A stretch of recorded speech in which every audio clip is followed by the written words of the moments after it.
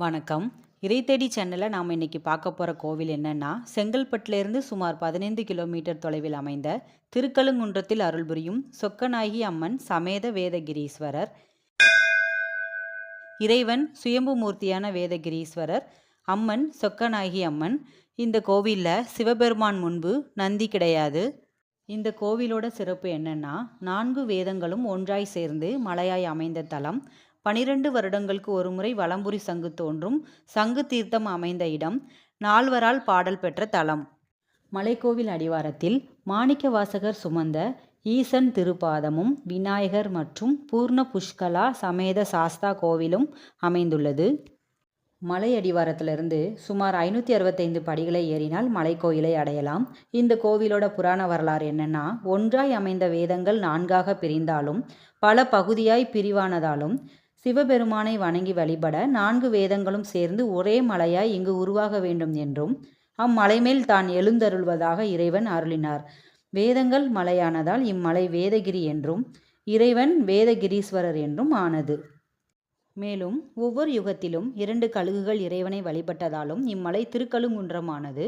சில காலம் முன்பு வரை இம்மலை கோவிலில் நண்பகலில் 2 கழுகுகள் கோவில் பிரசாதம் உண்டது. கிபி 16ஆம் நூற்றாண்டு டச்சுக்காரர்கள் குறிப்புகளில் இந்த கழுகுகள் உண்ணும் நிகழ்வுகள் குறிப்பிடப்பட்டுள்ளன.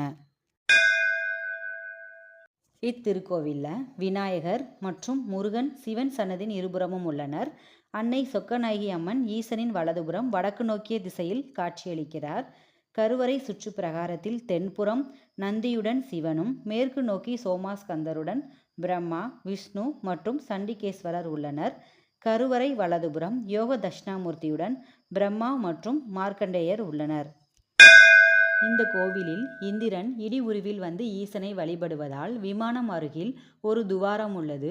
1930இல் இடி கருவறையில் வந்ததாகவும் ஆனால் எந்தவித சேதமும் ஏற்படாததாகவும் தகவல் உள்ளது. மலை உச்சியிலிருந்து இறங்கும் வழியில் பல அற்புதங்களை நிகழ்த்திய சுப்பையா சித்தர் குகையை காணலாம். கழுகு பிரசாதம் உண்ட பாறையில் 2 கழுகுகள் சிற்பம் உள்ளது. விஸ்வநாதர், ராமநாதர் லிங்கமும் காணலாம்.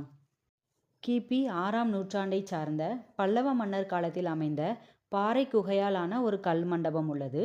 இந்த இடம் தொல்லியல் துறையால் பாதுகாக்கப்பட்டு வருகிறது. பௌர்ணமி தோறும் சுமார் 4 கிலோமீட்டர் சுற்று கொண்ட கிரிவலம் நடைபெறுகிறது. திருவண்ணாமலைக்கும் முன்னதாகவே இங்கு கிரிவலம் நடைபெறுகிறது. கோடி ருத்ரர்களும் ஈசனை வணங்கி பேறு பெற்ற ருத்ரகோடீஸ்வரர் கோவில் மலைக்கோவிலில் இருந்து சிறிது தொலைவில் உள்ளது. கோவிலில் மலை உச்சியிலிருந்து ஊரை பார்க்க வெளியில் சிறிது இடம் உள்ளது. இங்கிருந்து இயற்கை எழிலை கண்டு ரசிக்கலாம். மலை உச்சி பிரகாரத்தில் சற்று நேரம் அமர்ந்திருந்தால் மன நிம்மதி அடைவதை உணரலாம். இந்த கோவிலோட மற்றொரு சிறப்பு என்னன்னா, இங்கே உள்ள சங்கு தீர்த்தம் மூலிகை சக்தி கொண்டதாகவும் மழை காற்று மூலிகை காற்றுடன் வீசுவதால் 48 நாட்கள் சங்கு தீர்த்தத்தில் நீராடி ஈசனை வழிபட சித்த பிரம்மை தீரும் என்று நம்பப்படுகிறது. கன்னிராசிக்காரர்கள் வழிபட வேண்டிய தலமாகவும் சொல்லப்படுகிறது. பிரம்மா, வேதங்கள், கோடி ருத்ரர்கள், மார்க்கண்டேயர் மற்றும் 4வர் வழிபட்ட தலம். சென்னையிலிருந்து சுமார் 70 கிலோமீட்டர் தொலைவில் அமைந்த இயற்கை எழிலுடன் கூடிய மன நிம்மதி அருளும் அழகிய திருக்கோவில்.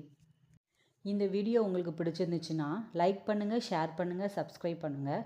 மறுபடியும் இறை தேடி சேனலில் மற்றொரு கோவிலோட உங்களை சந்திக்கிறோம். நன்றி.